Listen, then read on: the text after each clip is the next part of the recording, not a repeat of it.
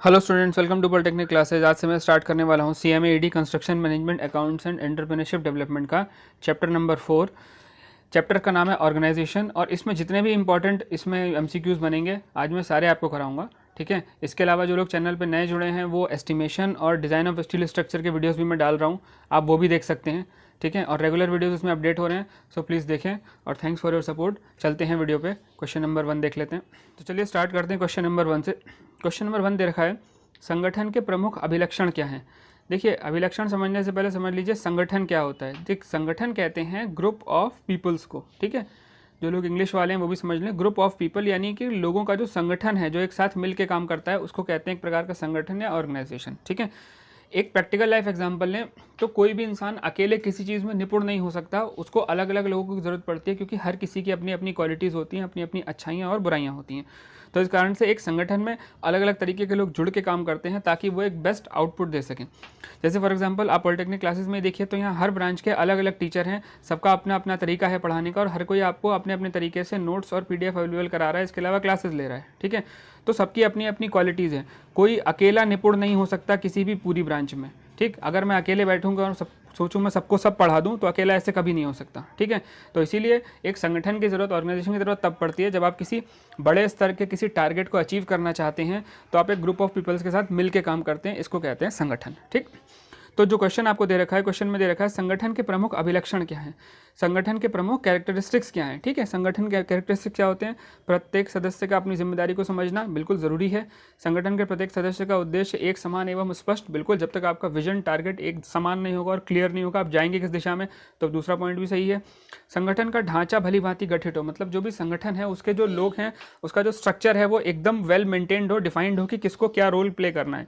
तो इसमें सारे आंसर सही हैं, इसका सही ऑप्शन होगा आंसर नंबर डी, उपरोक्त सभी। ठीक है, देखते हैं next question number 2। Question number 2 दिया है, संगठन बनाने का प्रमुख उद्देश्य क्या है। पहला, अकेला व्यक्ति सभी काम भली भांति नहीं कर सकता, बिल्कुल ठीक बात है। दूसरा, प्रत्येक व्यक्ति की योग्यता अलग अलग होने के कारण उद्देश्य पूर्ति में आसानी, मैंने पिछले क्वेश्चन में आपको बताया था। और साझे उद्देश्य की पूर्ति कम समय में, ये कम है, काम नहीं है, कम है ये, साझे उद्देश्य की पूर्ति कम समय में संभव। ठीक है, तो तीनों ही चीज़ें सही हैं। अकेला व्यक्ति कोई काम नहीं कर सकता भली भांति, क्योंकि अगर बड़ा टारगेट आप अचीव करना चाहते हैं तो अकेले के लिए वो पॉसिबल नहीं है। सबकी योग्यता अलग अलग होती है, हर किसी की क्वालिटीज़ अपनी अपनी होती हैं, तो सबको मिलकर काम करने में उद्देश्य की पूर्ति आसानी से हो जाती है।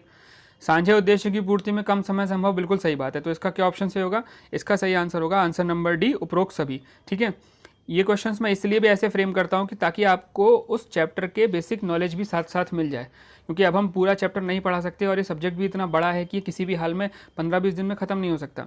तो क्वेश्चन फ्रेमिंग मेरी ऐसी रहती है जिससे आप उस चैप्टर के बारे में भी जान जाएं। अगर आपसे एक पॉइंट करके मैं पूछता तो हो सकता है बाकी 2 आते तो आप ना पढ़ पाते या ना समझ पाते, तो यहाँ पर मैंने आपको उसकी पूरी डिटेल बता दी। अगर इनमें से कुछ भी आए तो आप उसको अपने क्वेश्चन में कर सकते हैं। ठीक है, इसका सही ऑप्शन होगा आंसर नंबर डी। देख लेते हैं अगला क्वेश्चन, संगठन के प्रमुख कितने प्रकार के होते हैं। ठीक है, संगठन प्रमुखली कितने प्रकार के होते हैं, कितने टाइप्स ऑफ ऑर्गेनाइजेशंस होती हैं। ठीक है, तो ऑर्गेनाइजेशन के टाइप क्या होते हैं, रेखीय संगठन, बिल्कुल, इसके बाद रेखीय एवं स्टाफ संगठन, कार्यात्मक संगठन। ठीक है, इसको इंग्लिश में कहते हैं, जो रेखीय है उसको कहते हैं लीनियर ऑर्गेनाइजेशन। ठीक है, जो रेखीय एवं स्टाफ है इसको कहते हैं लीनियर एंड स्टाफ ऑर्गेनाइजेशन, और जो कार्यात्मक है इसको कहते हैं फंक्शनल ऑर्गेनाइजेशन। ठीक है, तो ये तीनों टाइप के ऑर्गेनाइजेशन होते हैं और आप इनको याद कर लें, और ये तीनों ही ऑप्शन सही हैं। तो संगठन के प्रमुख कितने प्रकार होते हैं, संगठन के प्रमुख 3 प्रकार होते हैं, जिन तीनों के नाम मैंने आपको बता दिए। तो इसका सही आंसर लगा लें उपरोक्त सभी। ठीक है, इसका ऑप्शन से होगा ऑप्शन नंबर डी। ठीक, चलते हैं नेक्स्ट क्वेश्चन पे। निम्न में से किस संगठन में विशेषज्ञ स्टाफ की नियुक्ति नहीं करनी पड़ती है। देखिए, मैं पहले इस क्वेश्चन से पहले मैं इस क्वेश्चन का बेसिक चीज़ समझा दूं। जो ये 3 तरीके के जो संगठन होते हैं उसमें सबसे पहला जो रेखीय संगठन या जो लीनियर ऑर्गेनाइजेशन है उसका क्या होता है, इसको लाइन ऑर्गेनाइजेशन भी कहते हैं। इसका क्या कॉन्सेप्ट होता है कि इसमें एक बंदा टॉप पर बैठा होता है। ठीक है, एक टॉप अथॉरिटी होती है और वो नीचे कमांड करती है अपने असिस्टेंट को। ठीक है, असिस्टेंट उसके नीचे कमांड करते हैं सुपरवाइज़र को। ठीक है, और सुपरवाइजर उसके नीचे कमांड करते हैं अपने लेबर्स को। ठीक है, तो ये चेन चलती जिसमें टॉप अथॉरिटी ही सारी पावर रखता है, यही कमांड करता है, नीचे वालों के पास कमांडिंग पावर नहीं होती, वो सिर्फ इसके डायरेक्शंस को फॉलो करते हैं। इसको कहते हैं रेखीय संगठन। ठीक है, रेखीय संगठन में एक दिक्कत ये आती है, ये होता स्ट्रिक्ट है, डिसिप्लिन्ड है, इसमें आउटपुट एकदम परफेक्ट मिलता है, परंतु इसमें एक तो ग्रीवेंस रिड्रेसल नहीं होता, मतलब कोई शिकायत हो तो वो देर से ऊपर पहुंचती है, ठीक है। कोई कमी आ रही हो तो उसको ऊपर तक पहुंचने में देर लगता है, क्योंकि नीचे वाला बंदा सीधे ऊपर से बात नहीं कर सकता, वो पॉइंट टू पॉइंट पहुंचाता है, एक से दूसरे से तीसरे तक, ठीक है। और फाइनली इससे इसकी इस टाइप की जो संगठन होते हैं उसकी दक्षता कम हो जाती है, इफ़िशियंसी घट जाती है। इस कारण से रेखीय संगठन की ये कुछ कमियां हैं। दूसरा जो रेखीय और स्टाफ ऑर्गेनाइजेशन है उसका क्या काम होता है, इसी फॉर्मूले को जो हम अभी यूज़ कर रहे हैं, इसमें बस जो टॉप पर जो रेखीय आपने जो टॉप पे एक अथॉरिटी बिठाई उसके ऊपर एक एक्सपर्ट बिठा देते हैं, ठीक है, जिसको इस लैंग्वेज में कहते हैं स्टाफ, ठीक है। स्टाफ क्या होता है, किसी एक फील्ड का एक्सपर्ट होता है, ठीक, या विशेषज्ञ होता है। उस लाइन में सबसे टॉप पे उस स्टाफ को बिठा देते हैं। तो हम जिस भी प्रोडक्शन में या जिस भी काम में इंडस्ट्री में उसको बिठा रहे हैं, वो उस चीज़ का एक्सपर्ट है, तो वो कमांड्स अच्छे से दे सकता है, ठीक है। एक टॉप अथॉरिटी उसके अलावा भी होगी, एक टॉप मैनेजमेंट और भी होगा जो काम कर रहा होगा, पर इसके अलावा एक स्टाफ भी होगा जो उस चीज़ का एक्सपर्ट होगा, और वो नीचे सुपरवाइज़र और बाकी लोगों को कमांड देगा, ठीक है। तो इस टाइप का जो ऑर्गेनाइजेशन होता है दूसरा, इसमें इफ़िशियंसी अच्छी मिलती है और एक जो ग्रेवेंस रिड्रेसल है वो सब भी आसान हो जाता है। परंतु इसमें एक दिक्कत है, स्टाफ का बार बार इंटरप्शन करने की वजह से जो आपके नीचे के लेबर्स या वर्कर्स हैं उनके अंदर एक असंतोष, एक डिससेटिस्फैक्शन जन्मता है, ठीक है। तो ये इसकी कुछ कमियां और कुछ फ़ायदे हैं। जो तीसरा है कार्यात्मक संगठन। कार्यात्मक संगठन जो है वो इसी स्टाफ ऑर्गेनाइजेशन का ही एक सुधरा हुआ रूप है, लाइन एंड स्टाफ ऑर्गेनाइजेशन का। उसमें क्या होता है, जो टॉप पर जो मेंबर होता है, ठीक है, उसके नीचे वाले मेंबर होता है, सबकी कार्य क्षेत्र जो होते हैं वो फिक्स कर दिए जाते हैं।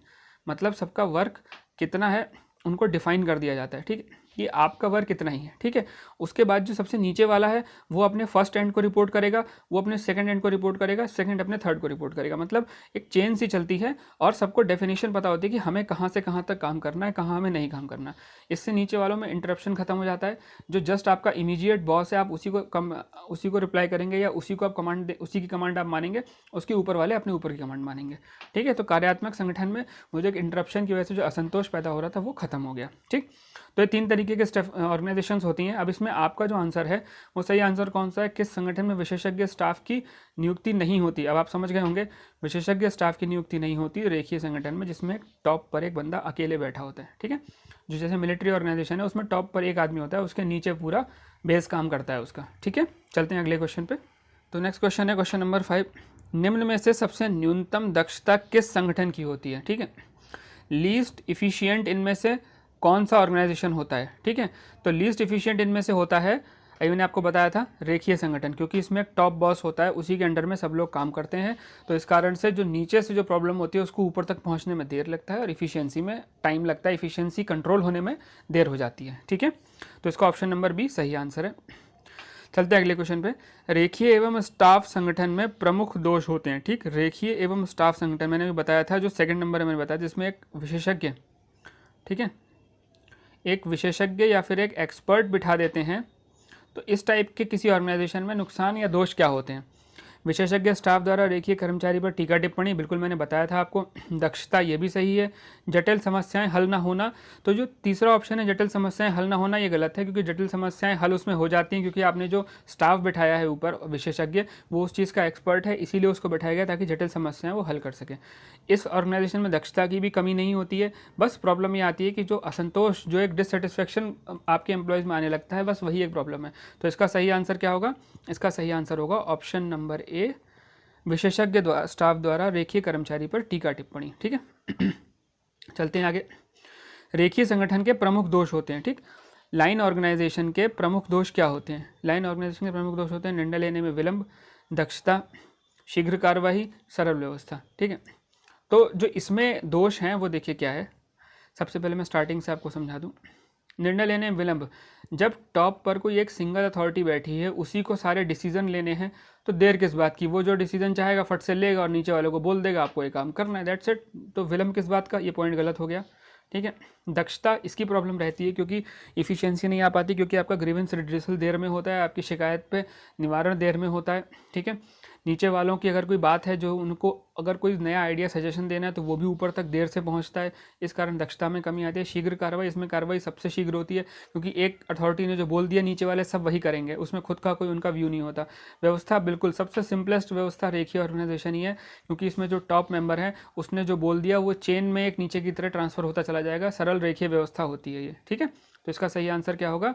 प्रमुख दोष होते हैं रेखीय संगठन के दक्षता। ठीक है, ऑप्शन नंबर बी इसका सही आंसर होगा। ठीक, दूसरा अगला क्वेश्चन, अनुशासन की कमी के कारण संगठन में दोष उत्पन्न हो जाता है। ठीक, अनुशासन या फिर डिसिप्लिन की कमी के कारण संगठन में कौन सा दोष उत्पन्न हो जाता है? ठीक है, संगठन में दोष उत्पन्न रेखीय एवं स्टाफ संगठन में, रेखीय संगठन में, कार्यात्मक संगठन में। देखिए, अनुशासन की कमी कभी भी आप लीनियर ऑर्गेनाइजेशन में नहीं देखेंगे। ठीक, linear organization just like military वाला, उनकी ऑर्गेनाइजेशन में कभी भी आपको डिसिप्लिन की कमी नहीं मिलेगी। एक टॉप अथॉरिटी जो बोल देगा नीचे वाले वही काम करेंगे।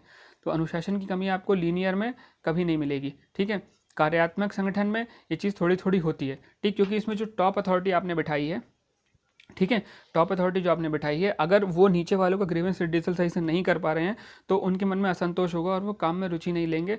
इस कारण से इस टाइप की ऑर्गेनाइजेशन में अनुशासन की कमी होने लगती है। ठीक है, स्टार्टिंग यहाँ से होती है और कार्यात्मक संगठन में थोड़ी सी ज़्यादा होती है, क्योंकि जब आप 1 के बाद 2 के बाद 3 और 4 को रिपोर्ट करते हैं तो जब ऊपर वाले से कोई कमांडिंग नहीं होती तो नीचे वाला फिर काम को अपने मन से करने के कारण यहाँ पर अनुशासन की कमी देखने को मिली है कार्यात्मक संगठन या फिर फंक्शनल ऑर्गेनाइजेशन में। ठीक है, तो इसका ऑप्शन नंबर सी सही आंसर होगा, ऑप्शन नंबर सी। ठीक है, अगला क्वेश्चन देखें, छोटे निर्माण कार्यों के लिए सबसे उपयुक्त संगठन कौन सा है? देखिए, सबसे उपयुक्त संगठन वही है जो सबसे सीधा और सरल है, और सबसे सीधा और सरल ऑर्गेनाइजेशन कौन सा है? Line organisation. ठीक है, जिसमें आप एक टॉप के बाद नीचे लाइंस पेयर बनाते जाते हैं, ऐसे चेन सी बनती जाती है और वही नीचे बढ़ती चली जाती है। ठीक, तो इसका सबसे उपयुक्त संगठन छोटे कार्यों के लिए रेखीय, क्योंकि इसमें लोग भी कम लगते हैं और एम्प्लॉयज़ के ऊपर व्यय भी कम होता है, इसलिए रेखीय संगठन सबसे अच्छा आंसर है इसका। ठीक, आगे चलते हैं, निर्माण उद्योग में प्रयुक्त संगठनों के प्रकार हैं। ठीक है, निर्माण उद्योग में किस किस प्रकार के संगठनों का प्रयोग होता है? ठीक, तो जो बड़े लेवल के हैं उनमें भारी निर्माण कार्यों में बड़े निर्माण संगठनों का प्रयोग होता है, मध्यम में छोटे का और लघु में सबसे छोटों का। ठीक है, मध्यम में बीच वालों का। ठीक, तो इस कारण इसका सही आंसर क्या है? उपरोक्त सभी। यहाँ हम तीनों प्रकार का यूज़ करते हैं, वो डिपेंड करता है किस प्रकार का आपका निर्माण उद्योग है। ठीक है, तो इसका उपरोक्त सभी आंसर होगा, ऑप्शन नंबर डी। और आप ये भी याद कर लें, निर्माण उद्योग को इन्हीं 3 कैटेगरियों में बांटा भी गया है, लघु निर्माण, मध्यम निर्माण और भारी निर्माण। ठीक है, चलते हैं आगे। संगठन के प्रमुख सिद्धांत कौन से हैं? ठीक, संगठन के प्रमुख प्रिंसिपल्स क्या हैं? संगठन किस आधार पर काम करता है? ठीक है, नियंत्रण विस्तार, आदेश में समरूपता, प्राधिकार एवं जिम्मेदारी का हस्तांतरण या उपरोक्त सभी। देखिए, इसको समझ लें, जो सिद्धांत होता है वो क्या होता है? देखिए, नियंत्रण किसी एक व्यक्ति के हाथ में है और वो नियंत्रण एक व्यक्ति से कई लोगों पर ट्रांसफ़र हो रहा है। ठीक है, मल्टीपल लोगों पे, तो वहाँ पर क्या होगा? नियंत्रण कम हो पाएगा। एक व्यक्ति से उसी के संख्या में अगर कुछ कम लोगों पे ट्रांसफ़र हो रहा है तो नियंत्रण विस्तार कम रहेगा और वहाँ पर आप ऑर्गेनाइजेशन को अच्छे से चला पाओगे। परंतु इसमें एक चीज़ है, यहाँ पर बैलेंस रहना बहुत ज़रूरी है। देखिए, मैं समझाता हूँ किस तरीके से। अगर आप नियंत्रण विस्तार एक व्यक्ति द्वारा, मान लीजिए 100 लोगों को नियंत्रण किया जा रहा है, ठीक है, कमांड दिया जा रहा है, एक फोरमैन है, सुपरवाइज़र है जो 100 लोगों को कमांड दे रहा है, ठीक, वहीं एक सुपरवाइज़र है जो 2 लोगों को कमांड दे रहा है। ठीक है, तो अच्छा तो रिजल्ट ये नीचे वाले निकालेंगे, क्योंकि एक आदमी 2 को कमांड दे रहा है, 2 को समझा रहा है, काम करवा रहा है, ये कम निकालेंगे। परंतु यहाँ पर आप देखिए, अगर आपकी कंपनी में कुल 100 लोग हैं, ठीक है, तो यहाँ पर आपको एक ही सुपरवाइज़र की ज़रूरत पड़ेगी और इस वाले में आपको ज़रूरत पड़ेगी एक पे 50 सुपरवाइज़र की, तो आपकी कंपनी का व्यय बढ़ जाएगा। ठीक, तो आपको क्वालिटी के साथ साथ ये भी देखना है कि व्यय ना बढ़े, खर्चा ना बढ़े। तो इस कारण से आप क्या करोगे? आप इसको बैलेंस करके चलोगे कि इतने रेशियो पर इतना एक बंदा कमांड करने के लिए हमारा काफ़ी है, तो उस हिसाब से इसको चलाएंगे। ठीक है, तो नियंत्रण विस्तार प्रमुख सिद्धांत में आता है, बिल्कुल आता है। आदेश में समरूपता, मतलब जितने भी अथॉरिटीज़ हैं टॉप, उनका सबका कमांडिंग सेम होनी चाहिए। अब एक कुछ बोलेगा, दूसरा कुछ बोलेगा आज के नेताओं की तरह, तो फिर कैसे रिजल्ट निकलेगा? ठीक है, सबको कमांड सेम देनी चाहिए और सब नीचे तक उस कमांड को इक्वली ट्रांसफ़र करें, जो बात बोली गई है वही सेम चीज़ नीचे तक पहुँचे। ठीक है, दूसरा भी सही है। तीसरा, प्राधिकार एवं जिम्मेदारी का हस्तांतरण। ठीक है, मतलब जब आप जिम्मेदारी किसी से एक से दूसरे पर ट्रांसफ़र कर दें, ठीक, एज़ पर रिक्वायरमेंट, तो अकेले ही सारा काम कोई नहीं कर सकता। ठीक है, तो जहाँ ज़रूरत हो वहाँ जिम्मेदारी नीचे वालों को ट्रांसफ़र कर देनी चाहिए, ये भी चीज़ सही है। ठीक, तो इस क्वेश्चन का सही आंसर क्या होगा? उपरोक्त सभी। ठीक है, आपसे अगर कोई एक भी पूछे तो आप उसका आंसर लगा सकते हैं। ठीक है, उपरोक्त सभी हो गया। इसके बाद अगला है क्वेश्चन नंबर 12, उच्च स्तर पर अधिकारी एवं अधीनस्थ का अनुपात उत्तम रहता है। ठीक, अधीनस्थ एवं अधिकारी का क्या? देखिए, अधीनस्थ मतलब होता है एम्प्लॉय, ठीक, और अधिकारी होता है जो उसके ऊपर ऑफिसर बैठता है, ठीक, जो कमांड देता है उसको। ठीक है, तो आप ये मानते हैं कि देखिए हायर लेवल और लोअर लेवल 2 लेवल होते हैं। ठीक, हायर लेवल पे सारे अधिकारी आते हैं और लोअर लेवल पे सारा नीचे वाला क्लास आता है जो फील्ड वर्क करता है। ठीक, तो ऑफिसर और एम्प्लॉय का क्या रेशियो एक इंडस्ट्री में रिकमेंड किया गया है जिसको कि हम अच्छा मानते हैं, जिसके द्वारा हम ये कह सकते हैं कि हाँ इस रेशियो में अगर लोग रहेंगे तो ऑर्गेनाइजेशन ग्रो करेगा। ठीक है, तो वो रेशियो होता है 1:3 से 1:5। ठीक है, ये रेशियो आप याद कर लें, 1:3 से 1:5। इसका ऑप्शन नंबर सी सही आंसर है। ठीक है, 1:3 से 1:5 हायर लेवल पे, अभी लोअर लेवल पे भी इसके बारे में बताऊंगा। ठीक, नेक्स्ट क्वेश्चन, निचले स्तर पर कर्मचारी एवं श्रमिक का अनुपात रखना उत्तम रहता है। ठीक, निचले स्तर मैंने बताया था लोअर लेवल पे, तो लोअर लेवल पे कितना रखना उत्तम रहता है? लोअर लेवल पे देखिए इसका रेशियो रहता है ऑप्शन नंबर डी 1 से 15। ठीक है, मतलब जो सुपरवाइज़र है वो 1 और उस पर उसके नीचे 15 लेबर या 15 नीचे के लोग जो उस पर काम कर रहे हैं फील्ड में वो रहने चाहिए। ठीक है, ये इसका सही रेशियो माना गया है 13 नंबर का। ठीक, चलते हैं अगले क्वेश्चन पे। संगठनात्मक संबंध सुधारने के लिए उपाय। ठीक है, जो ऑर्गेनाइजेशनल रिलेशंस होते हैं, जो एक इंडस्ट्री के ऑर्गेनाइजेशन के अंदर जो लोग काम करते हैं उनके जो आपसी संबंध होते हैं वो अच्छे होना ज़रूरी है। अदरवाइज़ क्या होगा, कुछ टाइम बाद उनमें क्लैशेस होने लगेंगे और वो एक दूसरे को सपोर्ट नहीं करेंगे। ठीक है, अगर किसी ऑर्गेनाइजेशन के अंदर दो लोगों में क्लैश होने लगे तो वो कभी भी सपोर्ट नहीं करेगा और एक दूसरे को, और इसका एट लास्ट रिजल्ट क्या होगा? इसका एट लास्ट रिजल्ट होगा नुकसान होगा, उस कंपनी को लॉस होगा जिसके अंदर वो काम कर रहे हैं, क्योंकि वो अपना आउटपुट 100% दे नहीं सकते। ठीक, तो संगठनात्मक संबंध सुधारने के उपाय क्या हैं? इसका उपाय है पहला, कर्मचारी श्रमिकों से समान व्यवहार। बिल्कुल सही बात है, आप सबसे समान व्यवहार करोगे तभी वो आपकी बात को सुनेगा, अदरवाइज आप किसी से अच्छा किसी से बुरा व्यवहार करोगे तो दूसरा आदमी आपकी क्यों सुनेगा, है ना। संगठन में समस्या निवारण बैठक, बिल्कुल आपको ग्रीवेंस रिड्रेसल करना पड़ेगा। अगर आप ग्रीवेंस रिड्रेसल नहीं करोगे तो क्या होगा, किसी की शिकायत है वो आप सुनोगे ही नहीं तो फिर वो आगे आपकी कोई शिकायत नहीं करेगा, कंपनी में काम करने का उसका मन खत्म हो जाएगा। प्रत्येक कर्मचारी के पद के कार्यकलाप परिभाषित होना, बिल्कुल हमें डिफाइन होना चाहिए कि हमारी पोस्ट का दायरा क्या है, कहाँ से कहाँ तक हम उसमें काम कर सकते हैं, क्या अधिकार है हमारे। ठीक है, तो ये तीनों ही सही है संगठनात्मक संबंध सुधारने के उपाय में। तो इन तीनों में से हमें कुछ भी मिलेगा वो तीनों सही है, तो इसका ऑप्शन होगा ऑप्शन नंबर डी, उपरोक्त सभी। ठीक है, संगठन में उच्चस्थ पद पर इनमें से कौन सा अधिकारी आसीन होता है? ठीक, कोई ऑर्गेनाइजेशन है अगर तो उसमें सबसे टॉप पर कौन होता है? ठीक, एक पूरी चेन होती है इसकी, सबसे टॉप पर इसमें कौन है? सबसे टॉप पर इसमें होता है निदेशक या फिर डायरेक्टर। ठीक है, निदेशक या डायरेक्टर।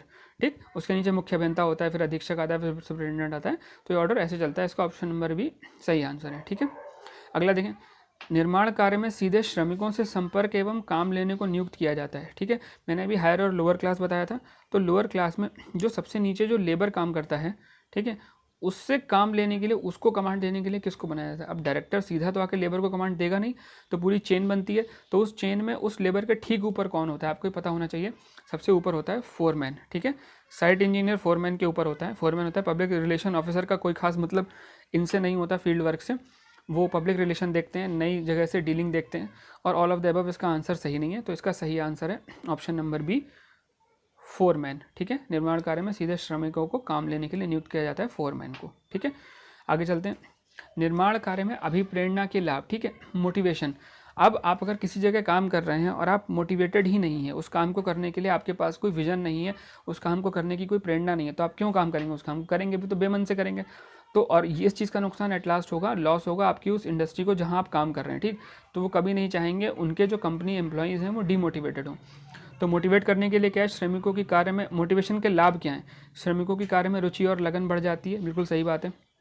कार्य की दक्षता बढ़ जाती है, बिल्कुल इफिशियंसी बढ़ जाती है। ठीक है, उत्तरदायित्व की भावना बढ़ जाती है, मतलब आप एक जिम्मेदारी मानने लगते हैं कि हाँ इस कंपनी का मैं भी एक हिस्सा हूँ, इस ऑर्गेनाइजेशन का मैं भी एक हिस्सा हूँ, तो मुझे भी मेरा रोल निभाना पड़ेगा और मेरे उत्तरदायित्व मुझे पूरे करने पड़ेंगे। तो इसका सही आंसर क्या होगा? इसका सही आंसर होगा ऑप्शन नंबर डी, उपरोक्त सभी। ठीक है, ऑप्शन नंबर डी इसका सही आंसर होगा 17 नंबर का। ठीक है, 18 देखते हैं, प्रलोभन क्या होता है? ठीक, प्रलोभन को मैं इंग्लिश में बता दूं, इसको इंसेंटिव कहते हैं। ठीक है, प्रलोभन क्या, इंसेंटिव क्यों दिया जाता है? देखिए, इंसेंटिव का एक बेसिक सा कॉन्सेप्ट ये है कि आपको कंपनी की, अपने ऑर्गेनाइजेशन की इफ़िशियंसी बढ़ानी है। ठीक है, अब इफ़िशियंसी बढ़ाने के लिए आप क्या कर सकते हैं? तो एम्प्लॉयज़ की संख्या बढ़ा दें। ठीक है, तो एम्प्लॉयज़ की संख्या बढ़ाने के लिए आप आज किसी को अगर 10,000 सैलरी दे रहे हैं, आप दूसरा एम्प्लॉय रखेंगे तो वो भी 10,000 लेगा। ठीक है, काम दोनों बराबर करेंगे। वहीं अगर आप एक को 10,000 दे रहे हैं और दूसरे को अगर 5,000 इसी को और बढ़ा के दे दें तो ये उतना काम खुद ही कर देगा, क्योंकि जितने में काम कर रहा है उससे बढ़ा के अगर कुछ मिलेगा तो ये उतना काम और कर देगा। तो इंसेंटिव क्या होता है, कंपनी वाले या एक ऑर्गेनाइजेशन में कुछ गिफ्ट्स दे के, प्रलोभन दे के, कुछ पैसा दे के या प्रेशराइज करके, नियम बना के, डरा के, हर तरीके से ये सारे इंसेंटिव में ही आते हैं। ठीक है, डायरेक्ट और इनडायरेक्ट वाले इंसेंटिव होते हैं वो। तो किस टाइप से उनको प्रलोभन दे के हम काम करवाते हैं उस चीज़ को प्रलोभन कहते हैं। ठीक, तो कर्मचारियों को लालच देना गलत है, लालच आप नहीं देते, वहाँ पर ये वर्ड नहीं यूज़ करेंगे। कर्मचारियों को सुविधाएं देना, बिल्कुल सुविधाएं दी जाती हैं, पर वो सब जगह दी जाती हैं, वो लालच नहीं होता, प्रलोभन नहीं होता, वो इंसेंटिव नहीं होता, वो सिंपली आपको एक जो लोग काम कर रहे हैं उनको बेसिक एमिनिटीज़ देनी ही पड़ेंगी। तो ये ऑप्शन भी ठीक है, पर इसका यहाँ कोई यूज़ नहीं है। ऑप्शन नंबर सी, कुछ अधिक काम के बदले सामान्य वेतन से अधिक राशि देना। ठीक है, ये थोड़ा गलत हो गया, ये राशि देना है। ठीक है, तो कुछ अधिक काम के बदले सामान्य वेतन से अधिक राशि देना, बिल्कुल सही बात है ऑप्शन नंबर सी इसका। और उपरोक्त सभी से कोई मतलब नहीं, तो इसका सही आंसर क्या होगा, इसका सही आंसर होगा ऑप्शन नंबर सी, कुछ अधिक काम के बदले सामान्य वेतन से अधिक राशि देना। ठीक है, चलते हैं नेक्स्ट क्वेश्चन पे। मानव संबंध प्रभावित करने वाले कारक हैं। ठीक, ह्यूमन रिलेशंस किन चीज़ों पर डिपेंड करते हैं और ह्यूमन रिलेशंस कैसे काम करते हैं। देखिए, ह्यूमन रिलेशंस मतलब मैं अगर किसी जगह ऑर्गेनाइजेशन में काम कर रहा हूँ तो मेरा रिलेशन दूसरों से कैसे चलेगा। रोज़गार सुरक्षा अच्छी होगी तो बिल्कुल मैं पॉजिटिव रहूँगा। ठीक है, जीवन शैली मेरी कैसी है इस बात पर भी डिपेंड करेगा। जीवन शैली अच्छी है तो मैं वहाँ पर ही पॉजिटिव रहूँगा। व्यक्तिगत सम्मान, अगर मुझे मेरी इंडस्ट्री में काम में सम्मान मिल रहा है, रेपुटेशन, इज्जत मिल रही है, तो भी पॉजिटिव रहूँगा। तो इसमें मानव संबंध जो सुधरते हैं वो इन तीनों पर, ये साइकोलॉजिकल फैक्ट्स हैं। ठीक है, इन फैक्ट्स के आधार पे आप ये डिपेंड कर सकते हैं कि इंसान की माइंडसेट क्या है इस समय। ठीक, तो अगर ये सब मिलेंगे तो वो अच्छा रहेगा, इसलिए इसका आंसर होगा उपरोक्त सभी। इनमें से अगर कोई एक भी आएगा तो अब आप इसका आंसर लगा लेंगे। ठीक है, अगला क्वेश्चन देख लेते हैं। किसी संगठन में त्वरित शिकायत निवारण के क्या लाभ हैं। अगर कोई ग्रीवेंस, कोई शिकायत पहुंची, ठीक है, तो उसका तुरंत अगर आप उसको एड्रेस कर लें और तुरंत उसका सॉल्यूशन कर दें, उससे क्या फ़ायदा होगा। कार्य की दक्षता पर प्रभाव नहीं पड़ता, बिल्कुल सही बात है। अगर आप तुरंत उसका निवारण करेंगे तो इंसान अपना काम मन से करता रहेगा, कार्य में रुचि एवं जिम्मेदारी समझेगा, बिल्कुल सही बात है। कर्मचारियों में असंतोष की भावना, ये की होगा, असंतोष की भावना नहीं आती, बिल्कुल। तो इन तीनों ही सही हैं, इसलिए इसका आंसर होगा ऑप्शन नंबर डी। ठीक है, अब अधिकतर इसमें आंसर अगर आपको ऑप्शन नंबर डी दिखे तो आप कंफ्यूज ना हो, क्योंकि मुझे इसके क्वेश्चंस ऐसे फ्रेम करने थे कि आप मैक्सिमम टॉपिक में आपको कवर करा सकूं। अगर मैं एक एक ऑप्शन लेके चलता तो आप इसका 1/3 ही पढ़ पाते, बाकी 2 ऑप्शन आपको पता ही ना होते। ठीक है, तो इसलिए मैंने इसको इस तरीके से फ्रेम किया कि आप अधिकतर चीज़ें भी जान जाएँ इस चैप्टर के बारे में, ताकि आपसे क्वेश्चन पूछा जाए तो आप उसका जवाब दे सकें। ठीक है, तो चैप्टर नंबर 4 मैंने यहाँ कंप्लीट करा दिया। ठीक है, कोई प्रॉब्लम हो आप कमेंट सेक्शन में मैसेज में मुझसे पूछ सकते हैं। इसके अलावा टेलीग्राम ग्रुप से जुड़ के आप इसके PDF भी ले सकते हैं। PDF के लिए मैं आपको बता दूं, PDF आप ये वीडियो मैं आपको आज करा रहा हूँ तो PDF इसकी कल शाम तक मैं डाल पाऊँगा। ठीक है, सो प्लीज़ थोड़ा सा वेट करें। हम आपसे किसी प्रकार का ऐप इंस्टॉलेशन या फिर कोई प्राइम मेंबरशिप लेने को नहीं कह रहे हैं, सिर्फ थोड़ा सा समय मांग रहे हैं। ठीक है, पॉलिटेक्निक क्लासेस पूरी तरह से छात्र हित के लिए काम कर रहा है और फ्री है। यहाँ हम आपसे किसी PDF का कोई पैसा नहीं मांग रहे हैं, बस हमें थोड़ा सा समय दीजिए, क्योंकि हमें भी डाटा कलेक्शन में थोड़ा सा टाइम लगता है। ठीक है, सो अगर वीडियो आपको अच्छा लगा हो तो अपने फ्रेंड्स के साथ शेयर करें और अपने कलीग्स को भी दिखाएं और हमारे चैनल को सब्सक्राइब करें। Thank you.